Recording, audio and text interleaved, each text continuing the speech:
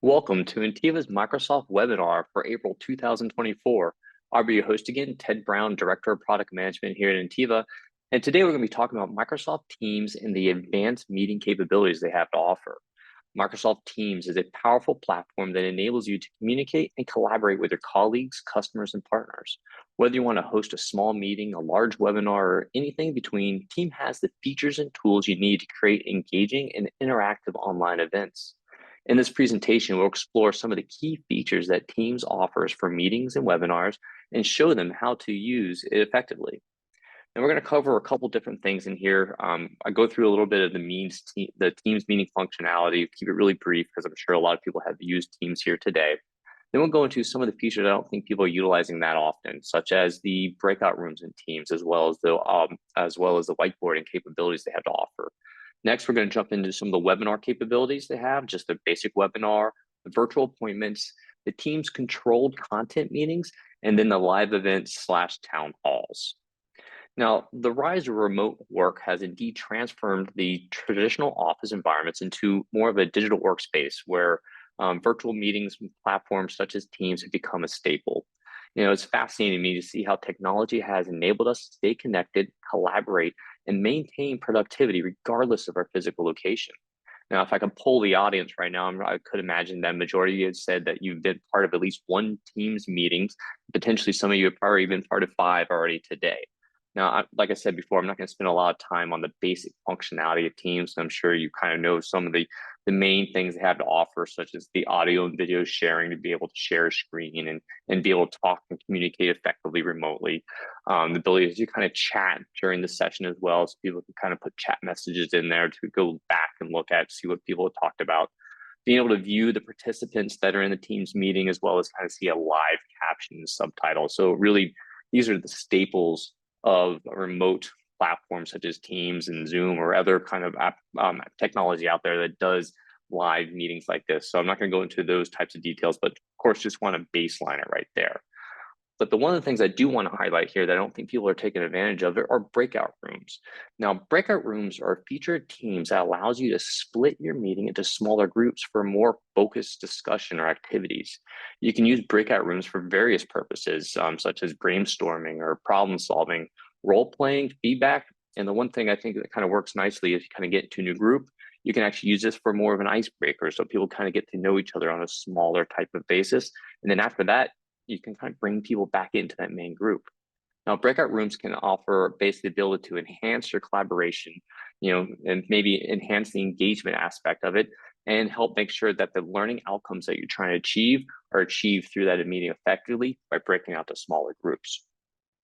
Now, it's actually relatively easy to create a breakout room. I'm going to show you a demonstration here in a second. To create a breakout room and manage breakout rooms and Teams, you click on the breakout room icon and you can choose the number of rooms and assign participants. You can start the room and monitor activity. And then once you're done, you close the room and bring everyone back into the main meeting. You can also then download a report of assignments and timings of how things went within the meeting itself. So I'm going to show you a really quick demonstration how to create a breakout room. So I got a couple things here that I'm sharing. So you'll see here, I have a virtual desktop, my Windows D2, which is my Demo 2 account. And I have a D3, which is my Windows D3 account, Demo D3 account. This is all going off of my Tomorrow's Firm today that I usually use for my testing.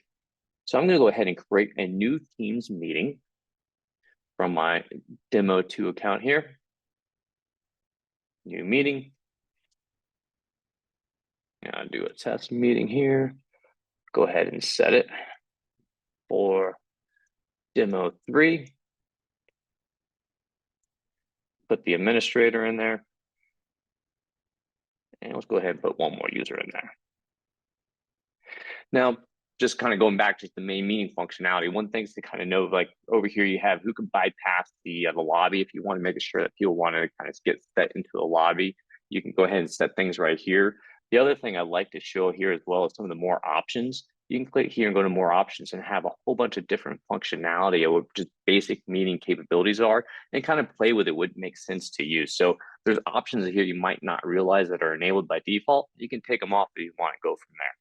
So I'm going to go ahead and hit send, and this will send out the meeting invite to those users. And once I send that meeting out, I can jump into the meeting myself as the organizer and click on edit. So I can pre-arrange breakout rooms if I wanted to before even getting into the meeting itself. So I went into edit the calendar request, and when I expand it out, I see a new icon here for breakout rooms. I'm going to go ahead and click on breakout rooms, hit create breakout rooms. And granted, this is kind of a small test. I only have about 3 people in this, so 4 people total. So not like a huge audience here. So if you have like 50, 60 people here, you can kind of choose what rooms make sense for you. I'm just going to go ahead and choose 2 rooms and click add rooms. And once this gets done, it'll give me an option here of what I want to do with these rooms. Right now, you can see here, there's 0 participants in each room. So I can go ahead and click assign participants. It gives me 2 options. I have the option to assign automatically, so I don't have to think about who goes where. So if you want to just kind of make it random, or maybe I want to manually assign people to different rooms. Maybe I'm doing like a breakout. So I'm starting off a project that's going to take, different departments, your finance team, your procurement team, maybe your, deployment team, kind of give them the high level guidelines of what we're going to do that meeting, and then break it out to the small departments. And then from there, I would go ahead and use the manual departments to actually, the manual teams rooms, to assign people specifically for the function of that room.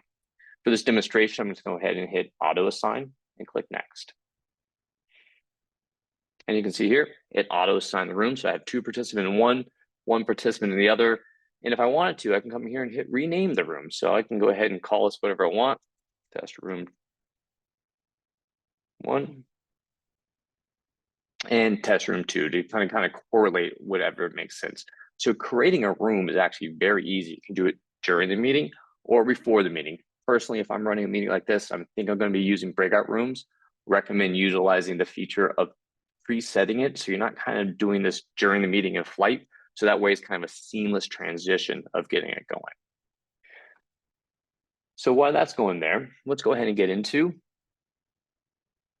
what does it mean to use a breakout room? How does it feel to be in the participant of that room? It's actually very easy. I'm going to again do a little demonstration of what that looks like as well. Now, as a meeting participant, you can join or leave a breakout room as instructed by the meeting organizer. You can, once you're in it, it's just like a regular Teams meeting. You can use the audio, video, chat to share features in the breakout room, and ask for help if needed. And the breakout room is closed, you can receive notification return to the main menu, which is nice. That way people don't exit and leave out. They can come back into the main meeting itself. So let's go ahead and kick this off. I'm going to hit join. Let's go ahead and join now. And let's go over to the other one. He looks like he did not receive the meeting. So let's go to people. Request to join for D3. And request to join D2. All right, so I'm going to go ahead and accept the meeting. Let's see, did he get it? And accept the meeting as well here. Continue without audio. Join now. All right, so now we have this going on right here. So I hit join meeting. And so everyone here is in the meeting right now. And now I can go click on my rooms and open the rooms. And once I open the rooms, it's going to give people about 10-second warning that you're moving people to the room. And the other person said you get a notification, be moved to your assigned room in 10 seconds. And so once you get to the room, you'll be there with the assigned people, and you go ahead and break out and talk about whatever's necessary for that breakout room. So as a participant, you're just kind of floating along with how the organizer put this in the process. So you don't even have to think about, do I click on a different button? Do I need to do anything different? Organizers doing it all for you. It makes it kind of a seamless transition going through. So definitely recommend trying out, putting it in practice. It's great for large events, that large groups you're putting together to kind of break things out that people kind of silo off and discuss certain events, and they kind of come together at the end of it. So I find it very handy to use and recommend trying out where it makes sense. All right. Now, like I mentioned, some of the effective ways to use breakout rooms, it's really important to find the purpose and the objective of the room as well. And then choosing the appropriate number and size of people that makes sense for what you're trying to get across in that breakout room. Assign roles and responsibilities where it makes sense, and it's also a good idea to set time limits and schedule as well to make sure you provide opportunities to debrief and share outcomes. So again, this is more of kind of a practice and try to make sense works with you as an organizer as well as what works well with the group, and then kind of adjust accordingly to make sure that you get the most effective use out of utilizing breakout rooms. Now, the next advanced feature I would say is utilizing whiteboard. Now, this is a feature in Teams that allows you to create and share a digital canvas with your teammates. You can use it to brainstorm ideas, sketch out diagrams, annotate images, and more. You can also use whiteboards in meetings and chat conversations and collaborate in real time. Now, there's two ways to use whiteboards in Teams, and I actually get this question all the time. I know I can use whiteboards, but where is it? Where do I go? So sometimes it's kind of hard to find out how to enable this and get this going. Now, you can access it from the meeting by clicking on share icon and selecting whiteboard itself. You can also access it from the chat by clicking on more options icon and selecting the whiteboard from that location. You have the capability of using setting up the whiteboard ahead of time in the meeting, as well as going to the whiteboard through meetings, see what people put together, and then chat from details right from the file tabs itself. Now, whiteboard in Teams, what I'll show you in a second here as well, has a simple and I think more kind of an intuitive interface that lets you create and edit on this digital canvas. And some of the features and tools you can utilize within whiteboard is first, you can use the pen and touch. So you can use your mouse, you can use a keyboard, you can use a touch screen, as well as a digital pen to draw and write on the whiteboard itself. You can also use gestures like pinch and zoom so you can pan out and kind of navigate on the canvas itself. You know, with the ink to shape and ink to table, you can convert handwritten shapes and tables into polished and structured ones by selecting them and clicking on the ink and shape and ink to table button to make it more of kind of a non-written, drawn out type of table. It's really handy to use. And the next one is you can insert images. You can copy images from your device, the web, or on Teams app into the whiteboard. You can also resize, rotate, and annotate with the pen tool itself. You know, with the whiteboards and Team, you can also use for various purposes and scenarios, such as brainstorming ideas. I really like this for doing more of kind of a SWOT analysis. You can have these sticky notes you can put over the place of what your different ideas are and organize them and vote on them to make sure you can prioritize those certain ideas correctly. And as a group, choose what makes sense. You can use it for planning and creating project timelines and action plans or calendars. You can also use the ink and table to create tables and charts, as I mentioned before. It's also a great way for teaching to explain concepts, draw diagrams, and solve problems. You can use the images and sticky notes to illustrate and annotate your points. I really find this a great way to kind of do in a training seminar when people have questions, they don't quite know what's going on, like what you're trying to get across, bring up the whiteboard, diagram it out, make sure people are seeing it in real time. And also they can diagram itself and kind of interaction from back and forth. With that, you can also use it when presenting to create and share slides, graphs, or maybe kind of infographic. And you can utilize the pen tool itself to highlight and emphasize the key parts of that information.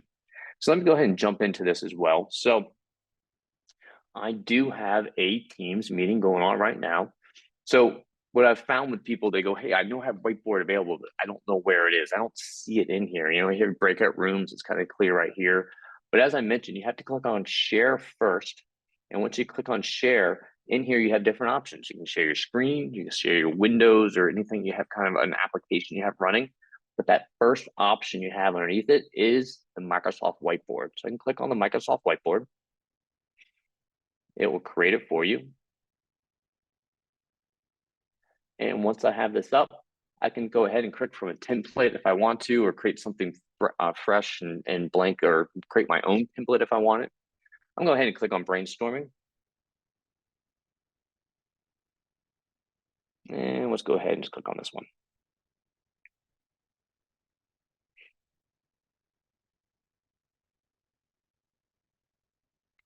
Open it up.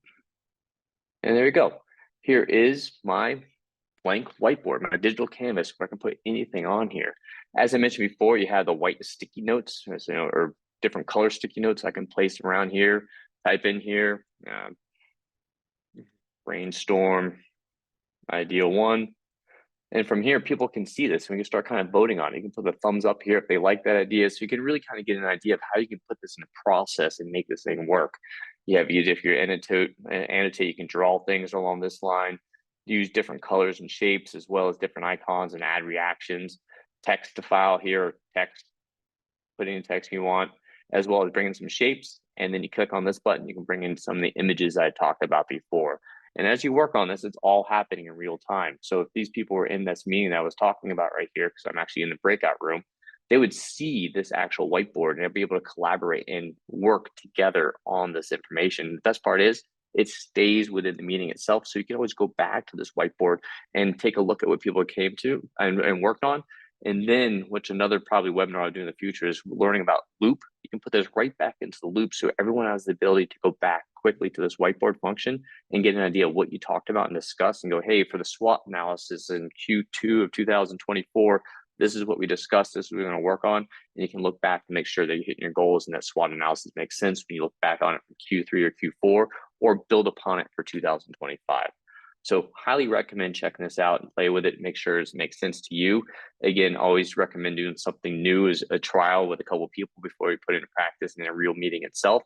But I do find this a handy feature to utilize when it makes sense. So definitely give it a try. All right. Next, now we've gone through some of the couple of advanced features you see within the meeting itself. The one thing that people I don't feel is utilizing as much, but I'm seeing it happening a little bit more and more these days, is utilizing the Teams webinar capabilities. Now, I know people that give webinars were utilizing Zoom and things along those lines. Microsoft Teams has put together a great package to really make it so you can utilize Teams as giving those webinar features that you're used to utilizing in Zoom itself. Now, there's a couple different features within Microsoft Teams for the webinar functionality, and I'm going to go ahead and describe them as far as what they could do, as well as the capabilities, and get into some of the licensing componentries of this as well to make sure you understand how licensing work with the webinars. Now, the first one we have to talk about is the webinar itself, the Teams webinar. Now, Teams webinars are perfect for large groups who need to attend an online presentation, training, or seminar. You can schedule webinars in advance and send out registrations to link to attendees. They can sign up and receive confirmation emails. Plus, webinars can be joined from any device, including desktop, laptops, tablets, as well as phones. Now, a webinar is a type of online event that allows you to present the information to a large audience, interact with them through polls, Q&A as well, and also have chat and features enabled to potentially collect feedback, as well as take a look at the registration data of the users that attended the webinar. You can use webinar templates to create Teams meetings that have registration pages, a lobby, as well as a presenter and attendee roles, and have a post-event report. You can customize and brand this webinar to make sure that it is set up to your organization itself. Now, some of the functionality I think it's key to understand about a webinar is with Teams, you have the capability of inviting up to 1,000 attendees to your webinar, and you can actually utilize 20,000 attendees if you just do a view-only webinar. Within this, you can share your screen and video, as well as a PowerPoint presentation and use a live caption and translations. You can also enable or disable chat if you want, disable Q&A, as well as the reactions for your attendees. So you got to think about what's important for you is what you want other people on the other side of the attendees, what they want to see or what you want to make sure they don't see. If you don't want to see people seeing chat, take it away. If you don't want people to have Q&A, take it away. So it makes sure that you're keeping with the content you try and deliver clear and crisp. And if you don't want to have those types of features options, disable them when you create the webinar, and they won't be available to the attendees to take advantage. Now, a webinar is a great option for delivering educational, informational, and promotional content to larger device audiences. You can showcase your expertise, generate leads, and build trust and loyalty with your attendees. You can also measure impact and effectiveness of your webinar with the data feedback that you collect. Now, to create a webinar, all you really need is a Microsoft 365 license that includes teams such as Microsoft 365 E3, E5, Microsoft Business Standard, Business Premium license as well. So you just need something that includes teams, and you have that capability to have a 1,000 teams user meeting, or 20,000 meeting for just a view only right at your fingertips. And the other key piece to here, the attendees, they don't need to have a Teams license to take advantage of joining your webinar, but they do need to provide you an email to register to attend the webinar itself. Now, the next meeting here is a virtual appointment. Now, a virtual appointment is kind of a neat little concept. It's a type of meeting that allows you to schedule and conduct a one-on-one or small group consultation, interviews, or sessions with your customers, clients, or colleagues. You can utilize the virtual appointment template to create a Teams meeting that has a bookings page, which if people attended a webinar, I believe I did in 2023, all about Microsoft Bookings, allows you to kind of schedule things in advance. If people are familiar with Calendly, this Microsoft Teams Bookings is kind of a competitor to what they're doing and potentially include it in your license today. So definitely recommend checking that out if you haven't seen what Microsoft Bookings can do. But that's kind of built into this Teams virtual appointment itself. So with this Microsoft Bookings capability built into this Teams virtual appointment template, you have the ability to have a person set up a actual meeting itself that it goes to a calendar invite that makes sense for their timing. You can also set up the availability and the duration and service details for that appointment itself. Now, the functionality is vastly different from the webinar team functionality I mentioned before. You can have 20 people attend a virtual appointment. So definitely, again, it's more kind of a small group here. But you still have the same capabilities. You can utilize your video, your audio, your chat communication with them. You can share your screen files, use the advanced whiteboarding functionality if you want, use live captions and translations, and you can also record your appointments and access the attending engagement reports for the meeting. Now, the benefits of utilizing virtual appointments, it's a convenient and flexible option to providing a personalized and professional services to your customers, clients, or colleagues. You can use it to save time and money, reduce no-shows and cancellations, increase your customer satisfaction and retention. You can also streamline your workflow and manage your bookings with ease, as they can just set up the appointment ahead of time and go right to what available time you have on your calendar. Now, the licensing requirement for this is you need to have a Microsoft 365 license that includes Teams and Bookings. So you have to access the full functionality. You need to have Microsoft 365 Business Standard, Business Premium, Office 365 E3, E5, Microsoft 365 E3 and 5. Now, to attend a virtual appointment, you do not need to have a Teams license. You just go ahead and make sure to put in your valid email address, and you'll be able to access that Teams meeting, the virtual appointment, when it makes sense. Now, before I get into the last two, I kind of want to show you what I'm talking about for these templates so you kind of see how this makes sense. So let me pop back over to my demo and close this here. So again, I see people kind of humble where this is. How do I start a Teams webinar? I know how to create a meeting. I can create a meeting from Microsoft Outlook and do it right from there and put it in it. It's going to be a Teams meeting. To do a webinar for Teams, you need to start from the Teams application itself. So here you are. I'm in this Demo 3 account. I'm in my Teams application, actually in the new Teams. Recommend trying out. Didn't see the webinar I had in, I think it was Q1, the first part of Q1, January. Talked about the new updates they had from 2023. The Microsoft Teams has a new functionality. It's more streamlined, easier to run, takes less resources. I do find it has a lot of great functionality, so if you haven't moved to it, definitely recommend checking it out. But with the Microsoft Teams application here, you have new meeting. So if you saw before when I did the whole meeting for the Teams whiteboarding in the breakout room, I just click new meeting and went straight into it. So click new meeting, and it asks me what I want to do for this meeting. Now, I want to create a webinar. So let me go ahead and click X on this. There's a down arrow next to new meeting. When I click on that, it gives me options and templates of what I can do, what I might want to take advantage of. And as you can see here, it has a list of some of the stuff I already talked about. I can go ahead and choose my webinar, my town hall, which I'm about to talk about in a second, our virtual appointment, controlled content meetings, and live events right here. So let's say if I want to go ahead and schedule a webinar, I'm going to click on webinar. It brings me into the options I have available to start that webinar itself. Gives me what I want to call the name, the date I want to have this event take place. The co-organizers or other people who are presenting from your organization. So if you're doing this with a couple other people from your team itself, you pop them in here so they have the capability of being able to present when the time is ready for them to present during that Teams meeting. Then you have the option of who wants to be able to attend this meeting? Do you want this to only be for internal use to your organization, or is this going to be something you do with your clients or doing like a kind of a live event so you can do it public so people can attend it outside your organization? So once you document this stuff, you go ahead and hit save. And then you're going to have some more options you can put into this as well. So let me go ahead and go through. You have meeting options right here, which allows people to kind of present in here what the attendees can do. Do you want them to bypass the lobby when they're invited? If people dialing in with a phone, can they bypass the lobby as well?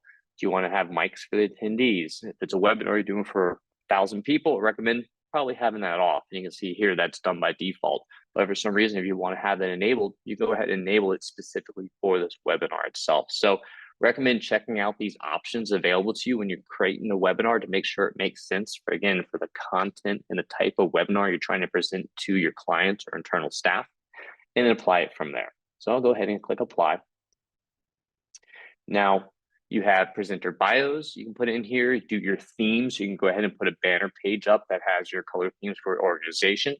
And I do like the fact that you can take a look at what emails are sent out to people that register for this meeting. So you can see here, once they register for a meeting, they immediately get this registration. You can preview what that meeting content looks like. So you kind of get in here, here's the, the theme potentially, you have it kind of customized out to your organization, as well as the information the client sees itself. And it has in here, if a webinar gets canceled, what do the people see? If the attendees cancel, what do they see? And also tells you the webinar reminder. So an hour before the event starts, the people that have registered for the event get a reminder email going, hey, by the way, you're gonna have a webinar coming up in an hour. Make sure that you're ready to join that meeting itself. And then after the meeting, you can come in here and get a report of, well, actually even before the meeting, get a report of who signed up for it, who's attending. And afterwards, you can get a nice duration report of who attended, how long did they stay, how long was their sessions on there, did they stay for the full time, left halfway through? So you can kind of take a look at, hey, if people kind of left around the 25-minute time period, that's when you kind of lost interest about the people attending that meeting for that point you're trying to get across. So maybe there's something you need to adjust within the webinar that you presented at that time. So you kind of make some changes to it and adjust it going forward and keep people for the full duration of the meeting itself. So a lot of different options available for this. Once you get it set, then you can click publish to site. Now, when I click publish to site, this is making it now an available webinar people can start attending or registering to attend. So I got the link right here. I can copy this link and then put it into an email that I'm sending out to people going, hey, please come to my meeting. I'll be talking about XYZ. Here's the link to register. And then when they register to it, they'll get a calendar invite and now they're all set to go. So definitely recommend checking out. Again, before you do your first one, definitely recommend doing trial runs and make sure you understand how the function and the timing works. But it's very easy to set up and get this thing going and make it look a really customized and public-facing webinar that you can be proud of. So check that piece out.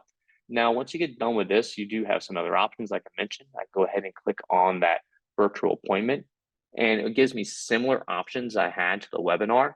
But again, I don't have the other side of the line here that kind of went through all the presenters' bios and the publishing site because it's a different type of meeting. So each one has a template that's customized to the type of meeting you're going to run and specific options based on that type of meeting. So with that said, let's get back in here and go to the next meeting I was going to talk about, and that's the Teams controlled meeting. Now, the Teams controlled meeting is basically a, the Teams controlled meeting is a meeting type that is a type of meeting of online meeting that allows you to present information to a small or medium-sized audiences and control the level of interactions and collaboration they have. You can use controlled content meeting template to create a Teams meeting that has a presenter, attendee roles, and set a meeting options that configure before or during the meeting itself. Now, with a Teams controlled content meeting, you can invite up to 300 attendees to the controlled meeting itself. Share your screen, video, PowerPoint presentation like the other webinars I just mentioned. You can utilize the live captions and translations and record your meeting. You can choose who can bypass the lobby and who can present, who can chat, who can unmute, and you can share the screen as well. You can also enable or disable reactions and raising meeting chats for all your attendees. Now, some of the benefits of a controlled content meetings is it's used for option for delivered a structure and formal content to small or medium-sized audiences. You can ensure that your meeting runs smoothly without interruptions or distractions, and that your attendees focus on the message of the content itself. Now, one of the things I want to mention here is one of the differences is with a team controlled meeting. To create a controlled meeting, you need to have a Microsoft Teams license.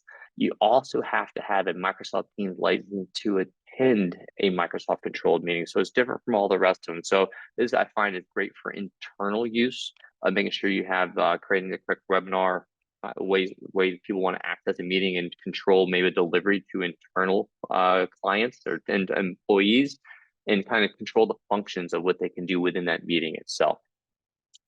And lastly, the last meeting I want to talk about is a town hall live event. Now, there are two options, like I showed you in the template. You had a town hall and a live event, and the reason I'm kind of combining this into one slide here is because the town hall will replace the team's live events in September 2023, September 30th of 2024, because the live event is coming up to an end of life. So that the team's live event will go away, and the only option you have in there will be the Microsoft Teams Town Hall at that time.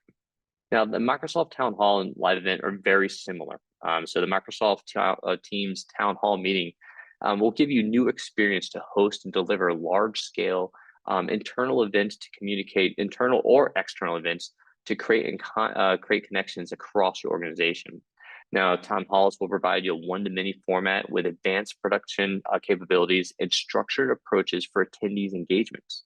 With town halls, customers can host a variety of types of internal as well as external events, including company-wide town hall meetings, all-hand meetings, global meetings, international broadcasts, fireside chats, and much, much more. Town hall meetings in Microsoft Teams enables customers to extend the reach, to scale their message and connect with audience by creating a professionally produced studio quality events that deliver a more dynamic experience than the past. They help structure and manage audience engagement to maximize participation while maintaining the focus of the event. Now, the functionality of the Teams town hall event is you can invite up to 10,000 attendees to your live event and up to 20,000 with the Microsoft Teams Premier license. You can share your screen, video, PowerPoint presentation, use live captions and translations, just like the other webinars. You can also enable or disable chat, the QA, and be able to moderate the questions and comments for your attendees. You can record your live events and download the attendee engagement reports after the event itself. Now, the benefit of a town hall is it's an ideal option for broadcasting the high quality, high impact content to a large and public audience. You can reach and engage your audience across different locations and devices, deliver message with clarity and consistency. You can also collect the feedback and insights from your audience with a QA and have real-time monitoring, gain information such as your attendee count, your peak concurrency, session duration, geographical location, and much more. Now, another benefit I find with the town halls meeting, it has this thing called a green room. This is a way for presenters and organizers to join together in a virtual room to prepare for different things that might be occurring within that meeting itself. With a virtual green room, presenters have a separate dedicated space from which attendees can see, where they can connect, talk live, stage content, maybe do a quick briefing about what's going on, and test run without disturbing the attendees itself. Now, the license to utilize the town hall is you need to have a Microsoft license that includes Teams and Stream. So to access the full functionality of Microsoft Live Town Halls, you need to have a Microsoft or Office Microsoft 365 E1, E3 license itself to produce a town hall meeting. To attend a meeting, you don't have to have a Teams license at all. All you need to make sure is have a valid email address to attend the event itself. Now, Microsoft Teams is a versatile and powerful platform that can help create and host effective and engaging meetings, webinars, and connect your audiences online. By utilizing the features and tools that Teams offer, you can enhance your communication, collaboration, and achieve your goals. Thank you for your time on watching this presentation. I hope you found it interesting and learned at least one new thing you can take back to your office and put to use. Also keep in mind that Teams is constantly evolving and adding new features on daily, weekly, monthly basis. So make sure to check the updates and explore the possibilities that might pop up in your screen and see what makes sense to you as a person or an organization. Thank you for choosing Ntiva, and I look forward to speaking with you all in our next webinar in May. Have a great day.